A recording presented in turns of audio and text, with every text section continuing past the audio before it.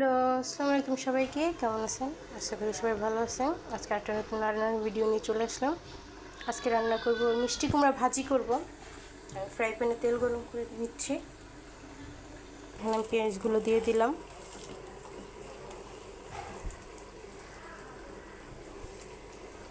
পেঁয়াজটা লাল করতে দিয়ে দিলাম।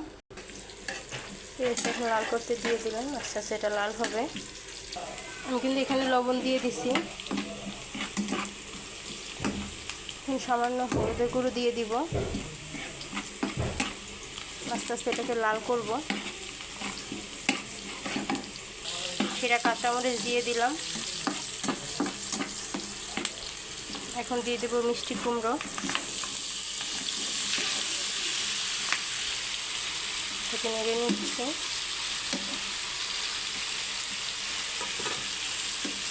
ডিম আছে রেখে দিব। মিষ্টি কুমড়া ভাজিটা হয়ে যাচ্ছে আস্তে আস্তে। আমি নিলাম, ভাঙবো না, যখন এটা নরম আর হালকা হালকা নেড়ে নিলাম। রেখে দিব। এখন গাইস শুধু কালারটা দেখেন, লোভনীয় কালার আসছে মিষ্টি কুমড়া ভাজি। আর একবার নেড়ে নিব। ধনিয়া পাতা দিয়ে দেব। এটা শুধু দেখেন কত তেল উঠছে, বা সাইড থেকে দেখেন। এখন ধনিয়া পাতাগুলো দিয়ে দিলাম। ধনিয়া পাতাগুলো দিয়ে এখন নেড়ে নিব একটু। এখানে বেশি নাড়া যাবে না। গাইস রান্না করা শেষ।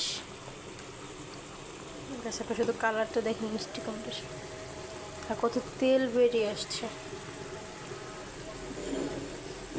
তো সবাই আমার ভিডিওতে লাইক কমেন্ট শেয়ার করে দিয়ে যাবেন। সবাই আমার পাশে থাকবেন। আর আমার ভিডিওটা আপনাদের কাছে কেমন লাগে অবশ্যই কিন্তু কমেন্ট করে জানিয়ে যাবেন। সবাই সাবস্ক্রাইব করতে ভুলবেন না।